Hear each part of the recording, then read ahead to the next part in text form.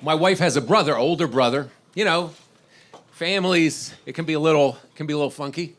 You know, there's an older brother that's obsessed with racism, but says the most racist stuff. You know, like, I hang out with him all the time in the neighborhood, you know? And there's a Chinese spot I go to.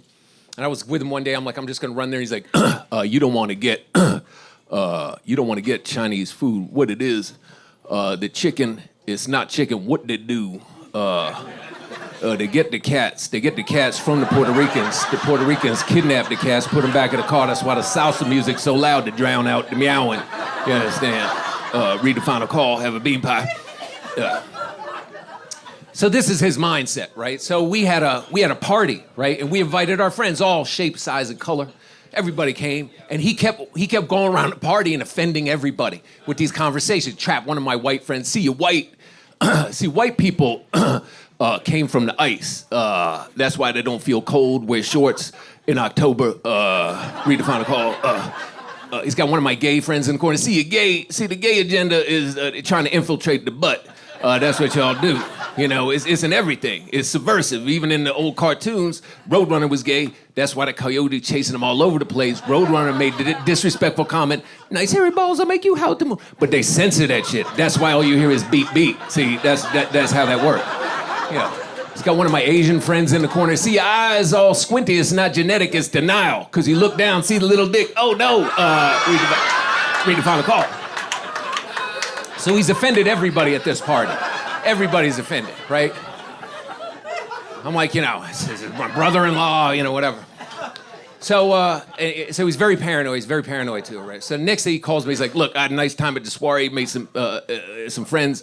Look, I'm trying to get some reefer. If you could arrange a dime bag, a nickel bag, something of this, like this old school amount of weed, you know. So I got to go on a weed quest for my uncle-in-law. I don't know where to, I know there's a little bodega in the neighborhood that I think is a front, because there's no merchandise, yet a constant stream of customers. You know, there's like an old-ass can of Goya beans in a window box of cornflakes, still has Bruce Jenner with a javelin on it, you know.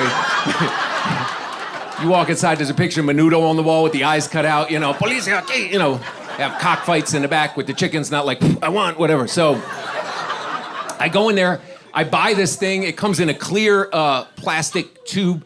I got a picture of a guy in a wheelchair on it, and it's called the Crippler, right? I'm like, and I asked the guy, I'm like, is this really strong? The guy's like, just roll. I'm like, okay, roll.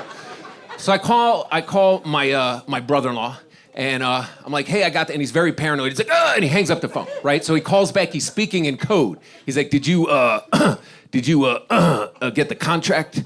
I'm like, the what? The contract. Did you get the contract? I'm like, the contract. Yes, I got the contract. How many pages was the contract? I was like, 50 pages. I told you a 5 or 10 page contract. I'm like, a 5 or 10 page contract's gonna have seeds and stems in it. God damn it! You know, hangs up the phone. You know, FBI is gonna move in at any minute. So he calls me back. He's like, meet me at the promenade at midnight. Never been there to promenade. It's a big pier, overlooks the East River. So I go out there at midnight. And I don't even recognize him. He's in disguise. He's got a trench coat on. He's got a fedora. He looks like McGruff taking a bite out of crime. He's making a fake phone call at the last phone booth in Brooklyn. I'm walking over, and something's wrong, because he's like Black Hawk Down, VC in the bush, principal in office, cracker on the cheese, flipping and flop, abort mission, mutiny on the bounty. I'm like, what are you talking about? It's like, meet me in the diner in 10 minutes. So, all right, 10 minutes. So I wait 10 minutes, I go into the diner, it's midnight, there's no one really in there. I go sit down at the booth next to him, he puts on this production of how he doesn't know me. You know, coffee for this gentleman I've never seen before. You know, rest your feet, weary stranger. And then he slides this napkin over, and something's written on it. It says 5-0 at the cash register. And I look, there's a 70-year-old security guard buying a cup of coffee. I'm like, that guy's not a cop. God damn it, he eats the napkin, right? He's yelling at me. Motherfucker, you ruined the cop. I'm like, I quit. I don't want to work for this company anymore. Take your POT. So I leave, right? So apparently this stuff was very strong, you know, much stronger than whatever he was used to. Because like 2 days later, I get this call, and it's the code again. He's like,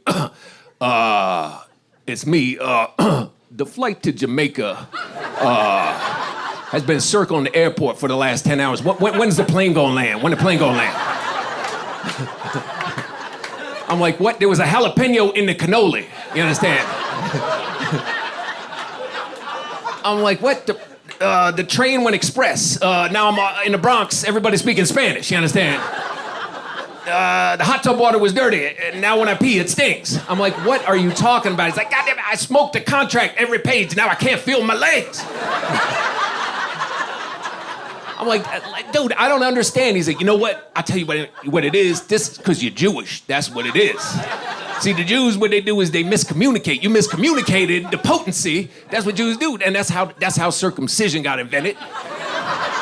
It was a miscommunication of agriculture advice from God to Moses. God said, tell them if they want them to grow, they must chop the tops off the crops. Moses said, chop the tops off and that's what happened. That's how it went down.